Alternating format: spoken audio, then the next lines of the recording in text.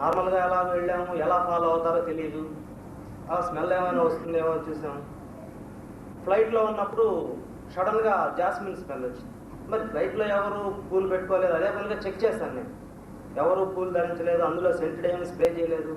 మరి 37,000 feet హైట్లో వెళ్తున్నటువంటి ఫ్లైట్లోకి జాస్మిన్ స్మెల్ రావడం ఏంటి? అది ఎక్కడో ఉంటుంది. అలా ల్యాండింగ్ అయిన తర్వాత ఇక మేము కాన్ఫరెన్స్కి వెళ్ళబోతున్నాం, అప్పుడు మళ్ళీ స్మెల్ రావటం, ఇలా ఫాలో అప్ చేస్తూ ఉంది. వెళ్ళిన తర్వాత మళ్ళీ గురువు గారికి కలిసాను. వెళ్ళిన తర్వాత ఎక్కడెక్కడైతే స్మెల్స్ వచ్చాయో, ఎక్కడెక్కడైతే నాకు ఒక అనుమానం లాంటిది ఇది బహుశా గురువు గారిదై ఉంటుందేమో అనుకున్న ఇన్సిడెంట్స్ అన్నీ ఆయన ఇక్కడ పెనుగంచిప్రోల్లో ఉన్న మీడియం ద్వారా ఎక్స్ప్లెయిన్ చేయగలిగారు. మరి నాతో పాటు ఆయన రాలేదే, మరి ఫ్లైట్లో ఆయన రాలేదే, మరి నేను ఫ్లైట్లో ఉన్నటువంటి ఆ సీట్ నెంబర్తో సహా చెప్పాను, మరి ఎలా చెప్పగలుగుతున్నారు? మెటాఫిజిక్స్, ఫిజిక్స్ ప్రకారం మ్యాటర్ ఒక దగ్గరే ఉంది, దానికి ఒక స్పెసిఫిక్ లిమిటేషన్ అంటూ ఉంటుంది, దానికి ఒక పరిధి ఉంటుంది, దాని ఎగ్జిస్టెన్స్ కూడా ఒక్క చోటే ఉంటుంది అని మనం అనుకుంటున్నాం, మనకు తెలిసిందే సైంటిఫిక్ కమ్యూనిటీకి. కానీ దీనికి ఒక చిన్న ఎగ్జాంపుల్గా ఇక్కడే తిరుపతిలో మీరు అక్కడి నుంచి వెళ్ళండి, నేను ట్రీట్మెంట్ ఇస్తాను అన్నారు. సరే గదిలో పడుకోమన్నారు. పడుకున్న తర్వాత పొద్దున మామూలుగా నార్మల్గా లేయటం, మనకైతే ట్రీట్మెంట్ జరుగుతున్నట్టు ఏం తెలియదు, వైబ్రేషన్స్ కాబట్టి. మనం ఇప్పుడు రేడియో తరంగాల్ని, టెలివిజన్ తరంగాల్ని మనం ఎలాగో చూడలేము, అలాగే ఇది కూడా వైబ్రేషన్స్ కాబట్టి చూడలేము. మళ్ళీ నేను పెనుగంచిప్రోలు వెళ్ళి మాట్లాడినప్పుడు, ఆ రోజు నేను అక్కడికి వచ్చానండి, చాలా డిస్టర్బెన్స్గా ఉంది కదా, పక్కన ఏదో మ్యారేజ్ ఒకటి జరుగుతుంది, మళ్ళీ ఆ రోజు చెక్ చేసుకున్నాను, యాక్చువల్గా మ్యారేజ్ జరుగుతుంది. ఇంట్లో అంతా కూడా చాలా డిస్టర్బ్డ్ కండిషన్గా ఉంది, ఎన్విరాన్మెంట్ అంతా కూడా. మరి నేను అందుకని బ్యాక్ తిరిగి వచ్చేస్తాను, అందులో బ్యాడ్ వాటర్ అంతా కూడా ఉంది, పక్కన డ్రైనేజ్ స్మెల్ అంతా వస్తుంది అని చెప్పారు. మరి ఇక్కడ తిరుపతిలో డ్రైనేజ్ స్మెల్ అక్కడ గురువు గారికి రావడం ఏంటి అంటే, ఆయన ఇక్కడికి వచ్చారంటే ఇక్కడ స్మెల్, తిరుపతిలో ఉన్నటువంటి స్మెల్ ఆయన చెబుతున్నారంటే ఆయనకు ముక్కు అనేది ఉండాలి కదా, ఆ సెన్సరీ అనేది ఉండాలా. మరి ఇక్కడ మ్యారేజ్ జరుగుతుంది అన్నారంటే కళ్ళతో చూసి ఉండాలా. మరి ఇంత డిస్టర్బ్డ్గా అంత ఎన్విరాన్మెంట్ అంతా ఉంది, ఎలా చేయాలి ఇతనికి ట్రీట్మెంట్ అని ఆలోచించాలంటే మరి అక్కడ ఆ బ్రెయిన్ అవన్నీ ఉండాలి. మరి కంప్లీట్ గురువు గారు ఇక్కడికి వచ్చారా? లేదు. మరి ఈ 3 విషయాల్లో కూడా ఆయన అక్కడ చెప్పగలుగుతున్నారు అంటే, పెనుగంచిప్రోలులో చెప్పగలుగుతున్నారు అంటే కంప్లీట్ గురువు గారు ఇక్కడికి వచ్చినట్ట. మరి అక్కడి నుంచి ఇక్కడికి ఏమొచ్చినట్టు? మరి ఇక్కడ స్మెల్ అక్కడ చెప్తున్నారు, ఇలాంటి కండిషన్ ఉంది కాబట్టి నేను చేయలేదంటే ఆ వచ్చినటువంటి ఆ వైబ్రేషన్లో ఈ సెన్సరీకి సంబంధించినట్టు ముక్కుకు సంబంధించినవి ఉన్నాయనా, లేవనా? మరి ఉన్నాయంటే ఇక్కడ స్మెల్ అక్కడ చెప్తుందంటే ఉందనే కదా దాని అర్థం. అంటే గురువుగారుగా వస్తున్నారా, వైబ్రేషన్స్గా వస్తున్నాయా, అసలు ఏంటి? అసలు ఈ స్మెల్ అన్నది ఈ వైబ్రేషన్ ద్వారా ఎలా వస్తుంది? వెళ్ళండి నేను ఫాలో అవుతానంటారు గురువు గారు మామూలుగా వెళ్ళినప్పుడు. మరి కంటిన్యూస్గా వస్తూనే ఉంటుంది ఆ స్మెల్, అది ఎక్కడి నుంచి వస్తుంది, దానికి ఆరిజిన్ ఏంటి అన్నది ఇంతవరకు కూడా అర్థం కానటువంటి విషయం. మరి ఇంతవరకు ఎర్లియర్గా కూడా జరగలేదని మరి నా అనుభవంలో ఉంది. ఇంకా ఫ్యూచర్ జనరేషన్స్లో ఇంకా ఈ శాస్త్ర పరిజ్ఞానం ఎంతో ఇలా ఉంది కాబట్టి కనుక్కుంటారు అని రామూర్తి సార్ గారు కూడా చెప్పారు కాబట్టి ఇలా కనుక్కొని సైన్స్ డెవలప్మెంట్కు ఇది తోడ్పడుతుంది అనుకుంటున్నాను. ఇంకో ఎగ్జాంపుల్, నేను ఎంఎస్సీ అయిపోయి గోల్డ్ మెడల్ వచ్చిందండి, అది 1 సంవత్సరం తర్వాత కాన్వకేట్ చేస్తున్నాను. నేను అక్కడ పెనుగంచిప్రోలు వెళ్ళినప్పుడు గురువు గారిని అడిగాను, నేను మీ ద్వారా గోల్డ్ మెడల్ వేసుకోవాలని ఉందండి అని అడిగాను. ఇది ఎలా సాధ్యం? సరే నేనే వేస్తాను అన్నాను. అప్పుడు మా వైస్ ఛాన్సలర్ గారు, ఇప్పుడు డిగ్నటరీస్లో ఉన్నటువంటి ప్రొఫెసర్ రామ్మూర్తి గారు, ఆ టైంకి వెళ్ళాను. వెళుతున్నప్పుడు చాలా బాగా స్మెల్ వస్తుంది అక్కడంతా కూడా, అంటే ఆ సెంట్ స్ప్రే చేస్తారు, ఆ స్మెల్ రావటం లేదు. వెళ్ళినప్పుడు నేను అక్కడ గురువు గారిని అడిగాను, మరి మీరే నాకు గోల్డ్ మెడల్ వేశారని నమ్మకం ఏంటంటే నాకు ఎవిడెన్స్ అనేది ఉండాలి కదా, మరి ఎలా అండి అంటే, నువ్వు వెళ్ళు నేను చూస్తాను కదా అన్న. నార్మల్గా అందరితో పాటు లైన్లో వెళ్తున్నాను, ప్రొఫెసర్ రామ్మూర్తి గారు నిలబడుకొని అందరికీ కాన్వకేట్ చేసి గోల్డ్ మెడల్ ఉన్నారు, అందరికీ ఒకే సైజు గోల్డ్ మెడల్ ఇచ్చారు, అందరికీ ఒకే సైజు థ్రెడ్స్ ఉన్నాయి, అందరికీ ఒకే సైజు క్యాప్స్ ఇచ్చారు, కామన్గా ఉంటుంది, అందరూ వెళ్తున్నాం. నేను వచ్చేపాటికి ఇక క్యాప్ తీసేయి నేను ఇలా వేస్తాను అన్నారు. మరి సార్ గుర్తుందో లేదో మరి నాకు ఆ ఇంప్రెషన్స్ అలాగే ఉన్నాయి. ఆ ఫొటోస్ కూడా ఉన్నాయి ఎవిడెన్స్. క్యాప్ తీసేసి గోల్డ్ మెడల్ వేసుకోండి ఆయన అన్నారు. ఇప్పుడు బాగుందా అన్నారు. మరి సార్ గుర్తుందో ఏమో లేదు తెలియదు. మరి ఆ మాటలు ఆయన అన్నారా, గురు విశ్వస్ఫూర్తి అన్నారా అన్నది ప్రాక్టికల్ ఎవిడెన్స్ అనమాట. అలా తీసేసి వేసుకున్నప్పుడు కీప్ ఇట్ అప్ అని నార్మల్గా అంటున్నారు, అందరికీ గుడ్ లక్ అంటున్నారు.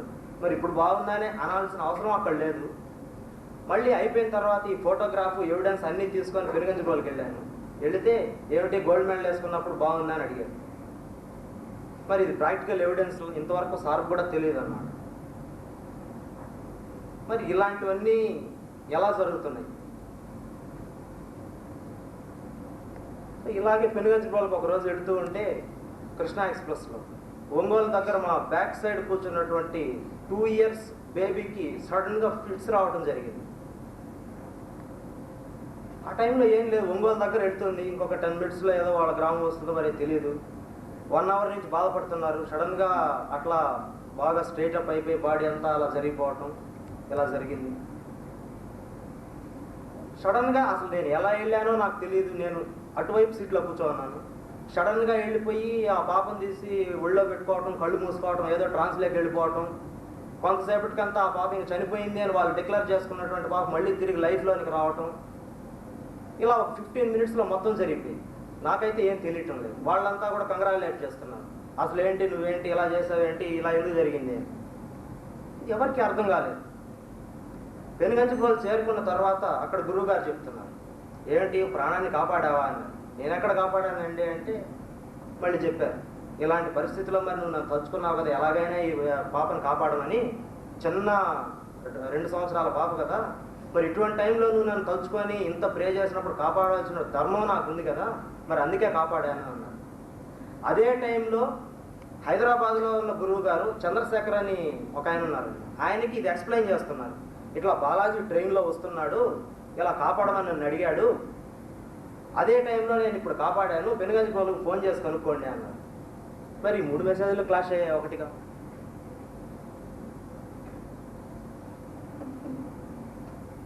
ఇటువంటి మిరకల్స్ ఈ 2 yearsలో థౌజండ్స్కు చేరడం అది నా అదృష్టం. ప్రతి క్షణం ఏదో ఒక విధంగా ఏదో ఒకటి స్మెల్ రావడమో, మిరకలు జరగటమో, ఇలా థౌజండ్స్ని మించిపోతున్నాయి ఈ 2 years ఎక్స్పీరియన్స్లో. మరి అది నేను అదృష్టంగా భావిస్తున్నాను. మరి అందులో ఎవరైనా ఒక స్పెసిఫిక్ వ్యక్తిలోనికి వచ్చి ఈ విధంగా చేసేస్తున్నారంటే ఆ టైం కాన్స్టెంట్కి ఎవరైనా అడ్డు లేదు. ఒక స్పెసిఫిక్గా అక్కడే జరుగుతుందా, ప్రతిదానికి మీడియమే అవసరమా అని అనుకుంటే మరి ఆ రోజు నాలోనికి ఎలా ప్రవేశించగలిగా ఆ పాపని క్యూర్ చేయగలిగారు? మరి ఎక్కడో స్పిరిచువల్గా ఎక్కడో క్యూర్ చేస్తున్నారు. మరి గురువు గారేమో అక్కడే ఉంటున్నారు. మరి ఎవరు వెళ్తున్నారు అక్కడికి? ఇటువంటివన్నీ కూడా మన వాళ్ళు డిస్కస్ చేసినప్పుడు ఇదేదో మూఢనమ్మకాలు, సూపర్ స్టిషన్స్ అవి ఇవి అంటుంటారు, నాన్ సెన్స్ అంటుంటారు. సెన్స్ అన్నది నాన్ సెన్స్ నుంచే వస్తుంది. ఫస్ట్ ఏదైనా సెన్స్ అన్నది నాన్ సెన్స్ నుంచే వస్తుంది. తెలుసుకోలేకపోవటం ద్వారా వెళితేనే మనం ఏదో కొంత తెలుసుకోవటం అనేది కూడా జరుగుతుంది. అలాగే కూడా పల్లెటూరులో ఇంతకుముందు తిరుమలేష్ కుమార్ గారు చెప్పినట్టుగా ఆదిమ జాతులు నివసిస్తున్నటువంటి వీడియోలు చూపిస్తే బొమ్మలు పెట్టి పారిపోతారంటున్నారంటే వాళ్ళ మేధస్సు ఆ స్థాయికి మాత్రమే చేరింది అక్కడ. అంటే దానికి మించి వాళ్ళ మేధస్సు లేదు. అదే మనమైతే ఏం చెప్తున్నాం, చూపిస్తానే అదే టీవీ అంటున్నాం. అదే మనకన్నా మేధస్సు కలిగిన వ్యక్తి ఏం చెప్తున్నారు, ఈ వైబ్రేషన్స్ వాళ్ళ దగ్గర నుంచి వస్తున్నాయి, is the characteristics of these vibrations, this will produce something else. అలా టకటగా చెప్పేస్తుంటారు నోబెల్ లారెట్లు, సైంటిస్టులు వీళ్ళంతా కూడా. మరి అంత మాత్రాన దీన్ని సైన్స్ కాదు అని మనం ఎలా చెప్పగలం? మరి ఇటువంటి వాటికి అన్నిటికీ కూడా ఒక సమాధానంతో ఈ సైన్స్ని, ఆధ్యాత్మికాన్ని మిళితం చేసి సమాజానికి, సామాన్య మానవుడికి ఉపయోగపడాలి. సపోజ్ ఈ ఆపరేషన్స్ అయితేనేమి, ఇంకొకైతే మెడికల్ లెవెల్లో కూడా సామాన్య మానవుడు వెళితే కొన్ని లక్షల రూపాయలు ఖర్చు పెట్టుకోవాల్సి వస్తుంది ఈరోజు.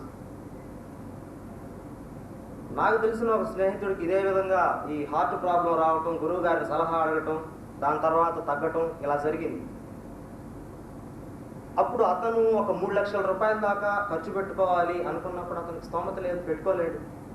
మరి అదే గురువుగారు నడిచి చెప్పారు, మనం ఇంత సంపాదించినటువంటి ఈ ఆధ్యాత్మిక జ్ఞానాన్ని సైన్స్కు మిళితం చేసి సామాన్య మానవుడికి ఉపయోగపడేలా చేయటమే మన ధ్యేయము